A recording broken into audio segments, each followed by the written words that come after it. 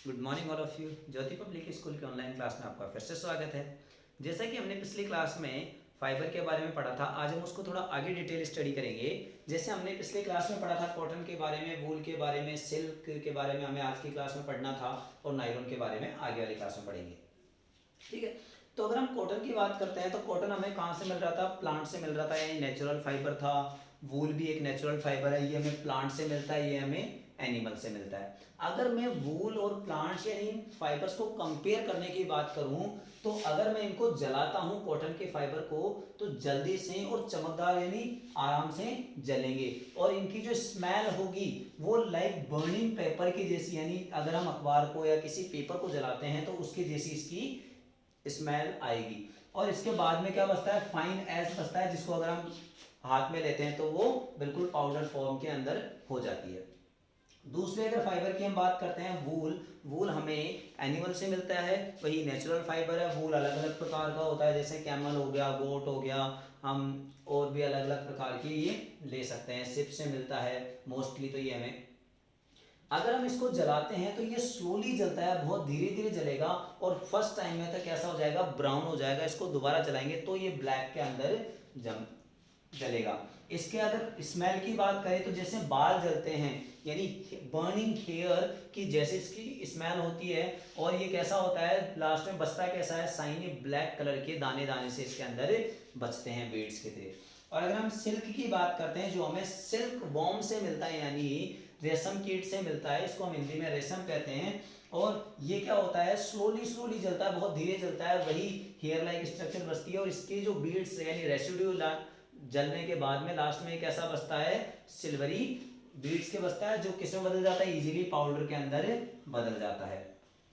आगे हम देखते हैं तो नाइलॉन, ये एक आर्टिफिशियल, नाइलॉन क्या है? फर्स्ट फुली आर्टिफिशियल फाइबर है, यानी सिंथेटिक फाइबर है। अगर हम इसको जलाते हैं यानी हीट करते हैं तो ये पिघल जाएगा और सिकुड़ जाएगा। श्रिंक यानी सिकुड़ना होता है। और अगर हम इसकी स्मेल की बात करते हैं तो इसकी जो स्मेल है वो जैसे हम प्लास्टिक को जलाते हैं वैसे स्मेल आएगी। और अगर मैं इसको हीट करता हूं तो ये क्या हो जाएगा? इजीली मोल्डेड हो जाएगा। और अगर मैं इसको कोल्ड करता हूं यानी कूल करता हूं तो ये कैसा हो जाएगा? हार्ड हो जाएगा। तो इस तरीके से हम कुछ यानी ये दो हमारे नेचुरल थे, ये सिंथेटिक हो गया, मतलब ये तीनों नेचुरल थे, जिनमें से ये हमें प्लांट से मिल रहे हैं, ये दोनों एनिमल से मिल रहे हैं, और ये हमारा सिंथेटिक फाइबर हो गया। अगर हम इन तीनों को कंपेयर करते हैं और अगर हम देखते हैं इन तीनों में, तो सबसे अच्छा अगर हम बात करें तो कॉटन और वूल ही होते हैं, क्योंकि या फिर हम सिल्क की बात करते हैं, लेकिन सिल्क जो होता है बहुत महंगा आता है। अगर हम बात करें 1 किलो सिल्क की, तो 1 केजी सिल्क प्राप्त करने के लिए हमें लगभग करीबन कितने? 5500 सिल्क वॉर्म को मारना पड़ेगा। क्या करना पड़ेगा? 5000। जबकि नाइलॉन जो होता है इसको हम आर्टिफिशियल यानी रेयन जो होता है, इनको हम आर्टिफिशियल सिल्क के तौर पे इस्तेमाल करते हैं, क्योंकि अगर हमें 1 किलो सिल्क मिल चाहिए तो हमें उसके लिए कितने का? करीबन 5500 सिल्क वॉर्म को मारना पड़ेगा। ठीक है, आगे अगर हम देखते हैं तो अब हम अगली क्लास जो है, यानी जो हमारी कंटिन्यू क्लास है, इसके अंदर हम किसके बारे में पढ़ेंगे? सिल्क के बारे में पढ़ेंगे। तो देखो, सिल्क जो चीज है ये सबसे पहले खोजी गई पूरी दुनिया के अंदर कहां पर? चाइना में। और चाइना ने इसके ऊपर अपना ली अपनी मोनोपोली। मोनोपोली का मतलब है कि सिल्क के ऊपर किसका अधिकार था? केवल और केवल चाइना का। अब धीरे धीरे जब इस लोगों को इसका पता चला कि सिल्क के बारे में, कि ये कैसे मिलता है, कैसे बनता है, और दूसरी बात इसकी जो प्रॉपर्टीज है, यानी इसकी क्या क्या गुण हैं, क्या क्या कैरेक्टरिस्टिक है, जब लोगों को उसके बारे में पता चला तो एक सिल्क रूट का आपने नाम सुना होगा। क्या? Silk route. इसके थ्रू इस सिल्क क्या क्या होने लगा? व्यापार होने लगा धीरे धीरे। केवल चाइना ही इसके एक मात्र अधिकार रखता था। अगर हम बात करें, चाइना लगभग 2640 साल पहले, BC, before Jesus Christ, 2640 BC पहले चाइना ने इसकी खोज करी थी। और चाइना ने क्या किया? इसके बारे में किसी को बताया नहीं, केवल अपने पास रखा इसका जो भी था। अगर हम बात करें तो लगभग 2600 ये और 2020 ये, तो लगभग आज से 4600 40 साल पहले की बात है, तब चाइना ने क्या खोज लिया था, सिल्क खोज लिया था, लेकिन किसी को बताया नहीं, केवल अपनी मोनोपोली इसने बनाकर रखी। अगर हम आगे देखते हैं तो सिल्क जो है इसको हम गोल्ड के तौर पे इस्तेमाल कर सकते हैं, क्योंकि गोल्ड की तरह ही ये चमकीला होता है और काफ़ी ज़्यादा महंगा होता है। जैसे हम इसको फाइबर का गोल्ड भी कह सकते हैं। और अगर हम इसमें आगे देखें तो अच्छा, सिल्क बनता कहाँ से है, तो सिल्क जो है ये सिल्क वॉर्म यानी रेशम कीट से मिलता है हमें। और ये सिल्क वॉर्म जो है ये क्या कर रहा है कि सबसे पहले जो सिल्क का कीड़ा होता है ये कहाँ पे रहता है, ये मलबरी लीव्स के ऊपर रहता है, मलबरी लीव्स के ऊपर रहता है, यानी मलबरी के पौधे पे रहता है और उसी को खाता है। और इससे क्या होता है कि इसका जो सलाइवा होता है इसका, अब ये जो सिल्क है ना ये काफ़ी महंगा बिकता है, इसका काफ़ी ज़्यादा व्यापार होता है, क्योंकि इसके जो कपड़े बनते हैं वो काफ़ी ज़्यादा सॉफ्ट और लाइट वेट होते हैं, काफ़ी ज़्यादा लस्ट्रस यानी चमकदार होते हैं, शाइनी होते हैं। तो इस वजह से इसका काफ़ी ज़्यादा चलन में ये आया। अब ये क्या होता है कि अब कोई चीज़ चलन में आती है तो उसके लिए प्रोडक्शन भी ज़्यादा चाहिए। अब प्रोडक्शन ज़्यादा चाहिए तो उसके लिए क्या करें, तो उसके लिए क्या किया गया, सेरीकल्चर किया गया। सेरीकल्चर की अगर मैं बात करूं तो सेरीकल्चर का मतलब क्या होता है, rearing of silk worm for the production of silk, यानी कि rearing of silk worm for the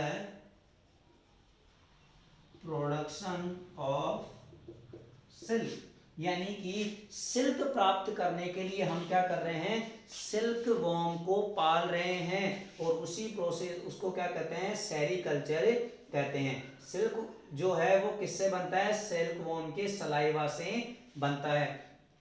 अगर मैं बात करूं कि इसकी प्रोसेसिंग क्या है, तो अगर मैं इसके प्रोसेसिंग की बात करता हूं तो सबसे पहले जो सिल्क वॉर्म होता है ये अपना अंडा देता है। और वो जो अंडा होता है वो क्या होता है, किसमें बदलता है, लार्वा या कैटरपिलर के अंदर बदलता है। और लगभग उसके 6 हफ्ते बाद यानी करीबन 1.5 महीने बाद में इसको माल्टिंग की प्रोसेस होती है, जिसके अंदर वो क्या करता है, राउंड राउंड करके उसके सलाइवा को किसमें बदलता है, कोकून्स में बदलता है।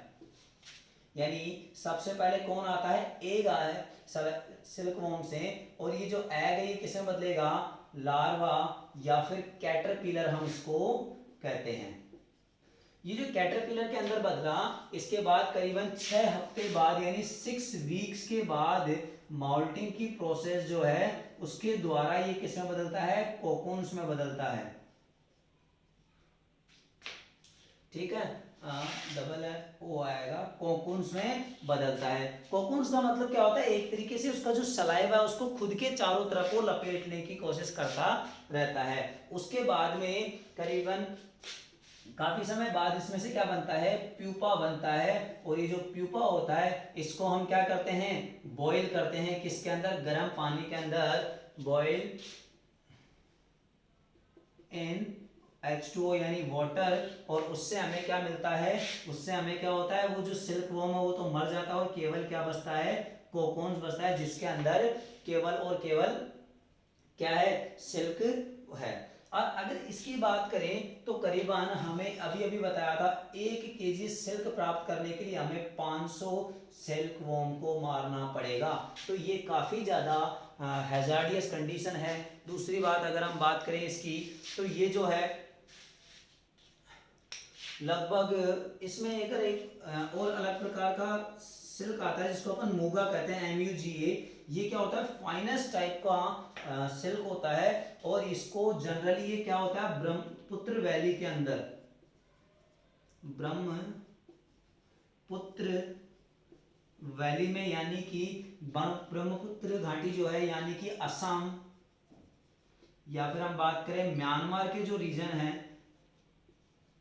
उधर की तरफ ये बहुत ज्यादा पाया जाता है। ये फाइनेस्ट क्या है, हमारा सबसे अच्छा सिल्क कहलाता है, बहुत एक्सपेंसिव है, ब्यूटीफुल है। और इसके जो कपड़े होते हैं वो, अभी इस यूजेस की अगर हम बात करें तो सिल्क के जो यूजेस होते हैं वो क्या क्या हैं, कि इसके एक तो हम कपड़े वगैरह क्लोथ्स वगैरह बनाते हैं। दूसरी बात इनको कर्टन्स, कर्टन हो गए, कुशंस हो गए, या फिर हम इसके बेड शीट हो गए, सोफा कवर्स हो गए, वो सारी चीज़ें इसकी बनाते हैं। और तीसरी और एक इम्पोर्टेंट चीज़ है कि ये मेडिकल यानी कि सैचुरेशन ऑफ इंजर्ड पार्ट के अंदर भी काम में लिए जाते हैं। तो 3 इसके यूजेज हैं। अगर मैं इसके यूजेस की बात करता हूँ तो पहला यूज क्या है, क्लोथ्स वगैरह जिसमें साड़ी आ जाती है, शर्ट आ जाती है, या फिर टाई आ जाती है, ये सारी चीज़ें इसकी बनाई जाती है।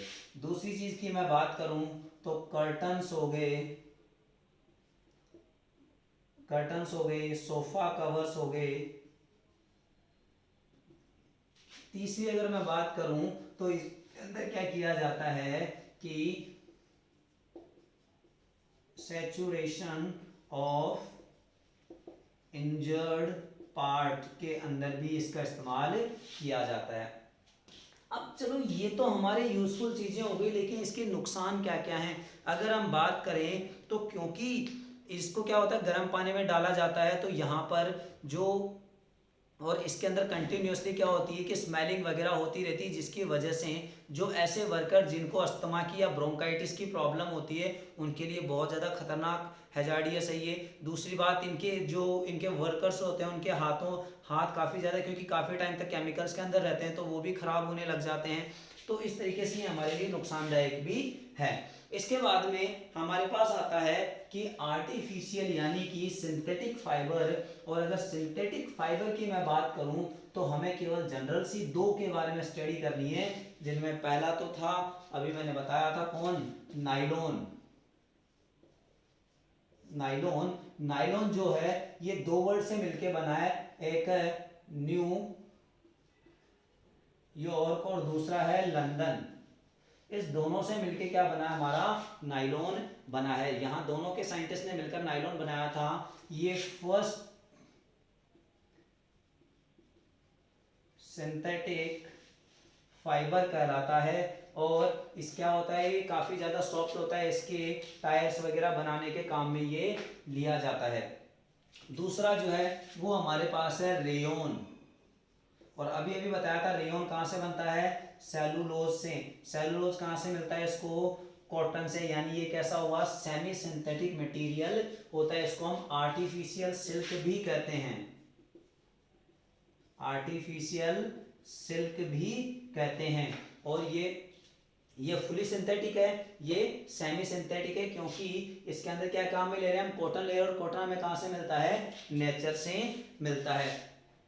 अगर हम इनकी बात करें तो नाइलॉन जो है वो हाईली टेंसाइल है और टफ होता है, एडहेसिव यानी चिपक जाता है। अगर इसको क्रीज रेजिस्टेंस यानी इसके जो नाइलॉन होता है ये क्रीज रेजिस्टेंस यानी इसके क्या नहीं होते, इसके सल वगैरह नहीं पड़ते हैं। और अगर हम इसके यूजर्स की बात करें तो क्लोथ या फिर कारपेट बनाने के, रस्सियां बनाने के काम में इसको लिया जाता है। कर्टन्स या फिर ब्रशेस बनाने के काम में भी इसको लिया जाता है। हमारी जो टूथब्रश होती है उसके जो आगे जो बने हुए रहते हैं वो किसके बने हुए हैं, फाइबर, इसी के नाइलॉन के बने हुए रहते हैं। तो यहाँ पे हमारी आज की क्लास खत्म होती है। उम्मीद करते हैं आपको समझ में आया होगा।